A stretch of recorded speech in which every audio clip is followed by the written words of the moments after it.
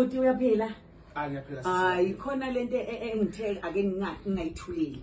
Ngicela ukuthi kena wenze lento oyenze engomeni kaBhuti uMthembeni izolo. Ngikubiza impela ukuthi uzela kumina. Uzongichazela ukuthi lento uyenza kanjani futhi kuze ifanele lengoma eyiyo njengamanje. Lady Khalokhozi inzolo. Yebo ulamla kanjani? Uyayithanda lento? Hayi. Webhuti bengiseteksini bekufake indlebe. Manje awukhona impostini ke. Angikholwa ukuthi uwa Awuyigala lapha. awuyenze lento phambi kwami libo ufakaze emajajini.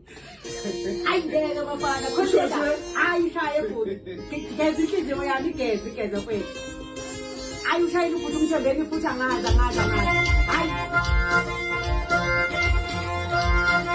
asamba nayi ukuthi ngithi uBhuti uMthembeni